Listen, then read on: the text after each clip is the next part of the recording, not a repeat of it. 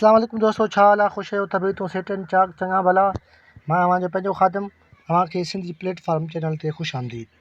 अॼु जेको मां तव्हांखे ॿुधाइण वारो आहियां सो आहे ऑनलाइन क्लासनि जे बारे में। असां सभिनी खे ख़बर आहे त हींअर कोरोना वायरस जे करे सभु इदारा स्कूल सभु बंदि आहिनि। सो सभिनी इदारनि ऑनलाइन क्लास सिस्टम हलायो आहे। सो ऑनलाइन क्लास सिस्टम जेको आहे सो ज़ूम ते हले थो, ऐं ज़ूम जेको आहे सो तव्हांखे पहिरीं प्ले स्टोर तां डाउनलोड करणी पवंदी। ऐं मां तव्हांखे ज़ूम जो लिंक बि हेठि डिस्क्रिप्शन में ॾियां थो, ठीकु है। ज़ूम लिखी सर्च कजो, ठीकु है।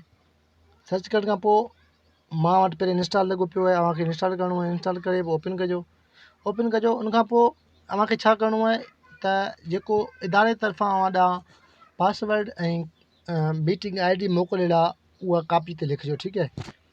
हाणे ॾिसो, इंस्टॉल करण खां पोइ हीअ पेज खुली ईंदो। हीअ पेज तव्हांखे छा करिणो आहे? तव्हांखे कुझु बि न आहे करिणो, तव्हांखे सिर्फ़ु जॉइन द मीटिंग ते क्लिक करिणो आहे। जॉइन द मीटिंग ते क्लिक करे पोइ मीटिंग ID ऐं हेठि जॉइन विथ पर्सनल लिंक नेम, इहो कुझु न आहे करिणो तव्हांखे, ठीकु है। तव्हांखे मीटिंग ID जेको मीटिंग ID तव्हांखे इदारे तरफ़ां मोकिलियल आहे उहो लिखिजो। हेठि पंहिंजो यूज़र नेम लिखिजो, ठीकु है। ऐं मिसाल तौरु मूं वटि हीअ ID आहे, मां क्लिक कई आहे ऐं हेठि जॉइन मीटिंग कई आहे, ठीकु है। जॉइन मीटिंग करे उनखां पोइ जेको आहे सो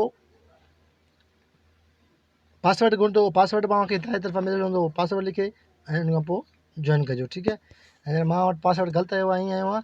ऐं पासवर्ड हणिजो, उनखां पोइ डायरेक्ट तव्हांखे क्लास हलणु शुरू थी वेंदा।